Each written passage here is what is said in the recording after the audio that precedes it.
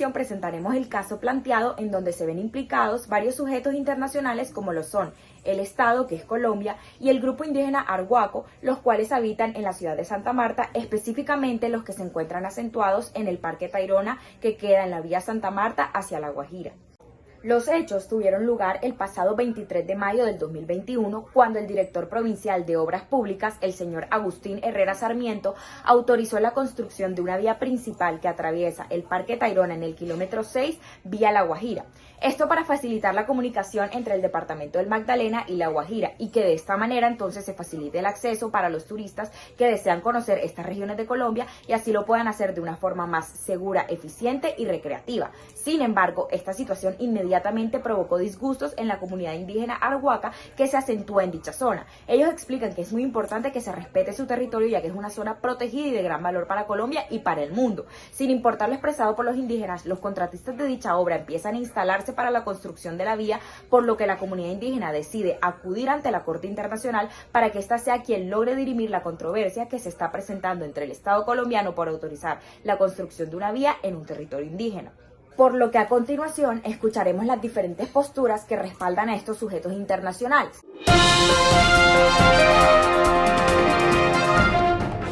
Respecto al pueblo indígena Arhuaco y con base en lo planteado en el caso, el problema jurídico debe ser abordado desde dos aristas diferentes. La primera es la protección que tienen los pueblos indígenas que habitan el Parque Tayrona y la segunda es su especial protección medioambiental como territorio. En principio es necesario recalcar que existe una declaración sobre los derechos de los pueblos indígenas que fue aprobada por Naciones Unidas y posteriormente ratificada por Colombia. En esta se hace referencia a que los pueblos indígenas tienen derecho a vivir dignamente conforme con su cultura y sus tradiciones. De esta cultura y tradiciones, el común denominador que existe de todos los pueblos indígenas es su conexión con la naturaleza, a la que entienden como la madre, el origen de sus riquezas y el lugar que habitan determina lo que son como pueblo. Es por esto que el Estado viola la precitada declaración, en específico donde se reconoce la urgente necesidad de respetar y promover los derechos intrínsecos de los pueblos indígenas, que derivan de sus estructuras políticas, económicas y de su cultura, sus tradiciones espirituales, su historia y su filosofía, y especialmente el derecho que tienen sobre sus tierras. Por esto que la construcción de esta vía vulnera el derecho que tienen los pueblos indígenas sobre su territorio, ya que irrumpe en la vida diaria de las comunidades indígenas, perturba la realización de ciertos rituales y no se cumple con el paso de la consulta previa.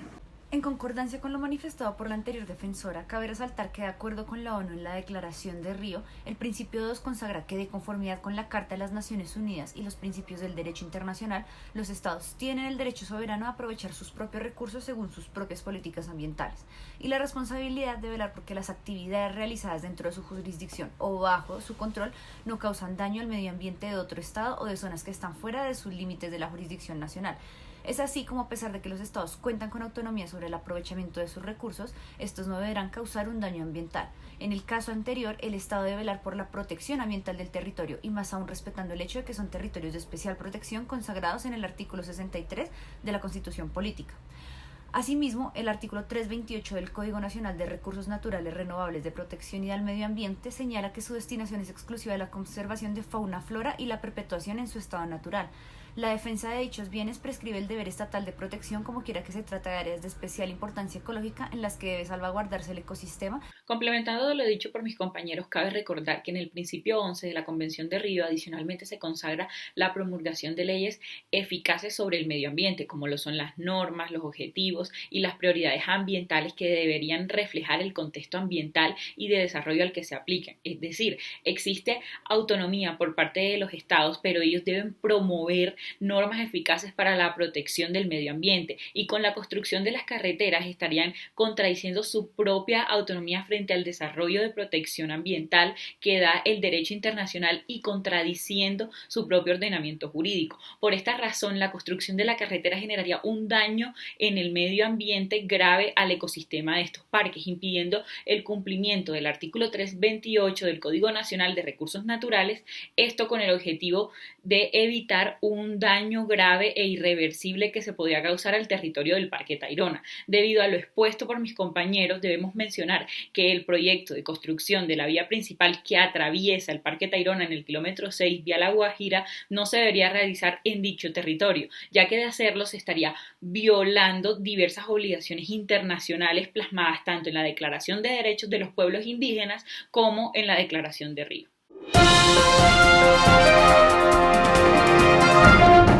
En cuanto al Estado colombiano, que es el otro sujeto de índole internacional presente en esta controversia, es importante resaltar que el avance de infraestructura es un elemento fundamental para el desarrollo de las regiones, ya que su existencia brinda condiciones básicas para una vida digna, al facilitar el acceso al comercio y mercados laborales.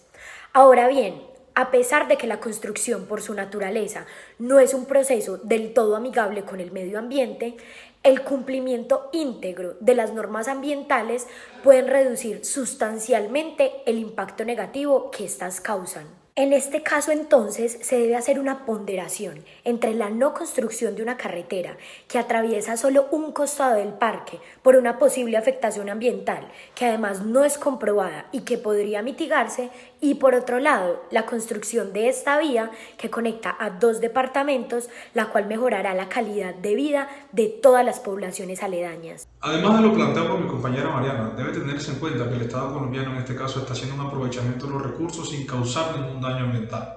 con la intención de materializar el desarrollo de la región. El derecho del desarrollo integral que tienen los habitantes colombianos residentes en estos territorios no puede verse menoscabado por el capricho de pueblos indígenas de frenar obras en relación a sus posiciones permanentes y constantes de consecuencias negativas. Ante esta controversia, el Estado colombiano debe fortalecer la institucionalidad para gestionar el diálogo con las comunidades a través de consultas previas que tengan el objetivo de propiciar acuerdos y satisfacer necesidades mutuas, como una forma de gestionar una eventual tensión tanto social como ambiental en el desarrollo de nuevas infraestructuras. No es cierto que la carretera irrumpe en la vida diaria de las comunidades indígenas que habitan en la sierra, ni tampoco perturba la realización de ciertos rituales y tradiciones propias de su cultura, puesto que estas no atraviesan asentamientos donde estos indígenas se encuentran instalados desde tiempos ancestrales. Por el contrario, se trata de una carretera que atraviesa solamente un costado del parque, un pequeño tramo, permitiendo que no se altere la conexión entre los indígenas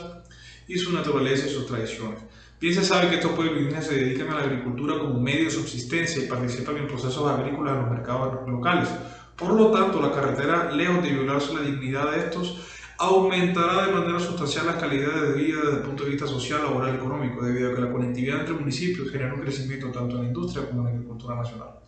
Como bien lo exponen mis compañeros, es menester recordar que el convenio 169 de la OIT, ratificado por Colombia, garantiza el desarrollo de la infraestructura vial. Adicionalmente, en la sentencia T-1215 de 2008, la Corte reconoció que corresponde a las autoridades administrativas garantizar que las obras se adelanten según las licencias urbanísticas concedidas, prevenir la afectación de terceros y mitigar los riesgos de la construcción. En esta sentencia, el despacho negó el amparo al constatar que no existía un perjuicio irremediable y dio la habilidad para seguir con la obra. En la sentencia 195 de 1995 se estableció que en algunas oportunidades la falta de acción del Estado respecto a la construcción de ciertas estructuras podía derivar en la afectación de derechos fundamentales y en consecuencia estipuló que corresponde sí al Estado procurar el mantenimiento y mejoramiento de las condiciones de vida de la población, pero con sujeción a ciertos parámetros y prioridades, y supeditado por las posibilidades presupuestales y de cobertura disponibles. De esta forma, si bien en principio la acción de tutela no es procedente para inmiscuirse en funciones propias del Ejecutivo, especialmente cuando éstas implican ejecución de recursos y construcción de obras públicas, es claro que el juez de tutela no puede ignorar aquellos casos en los que la inacción del Estado derive en la afectación o puesta en peligro de los derechos fundamentales de la ciudadanía.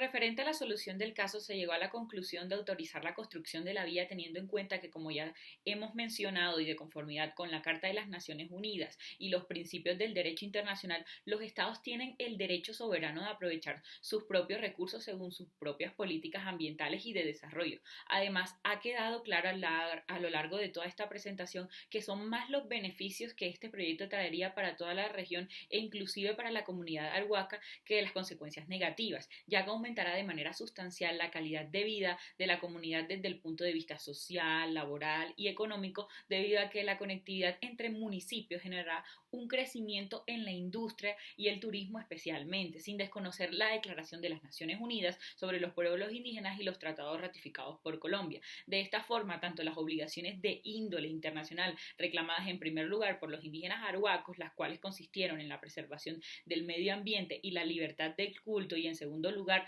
por parte parte del Estado colombiano, las cuales consistieron en la libertad de autonomía que tiene el Estado colombiano para garantizar el desarrollo de la infraestructura del país, no sufrirán menoscabos. Sin embargo, se autorizarán bajo las siguientes condiciones que buscan ser eficaces para salvaguardar el ecosistema. Primero, se deberá realizar una consulta previa con la comunidad arhuaca. 2. La vía no podrá pasar por dentro de la reserva protegida del Parque Tayrona, sino por un costado. Tercero, se prohibirá el paso por la vía de camiones o vehículos que producen una elevada contaminación. De esta manera y gracias a estas disposiciones que enuncia mi compañera Mariana, no habrá una afectación medioambiental significativa ni mucho menos se van a desconocer los derechos de la población arhuaca. Por el contrario, esta obra traerá muchos beneficios a la comunidad,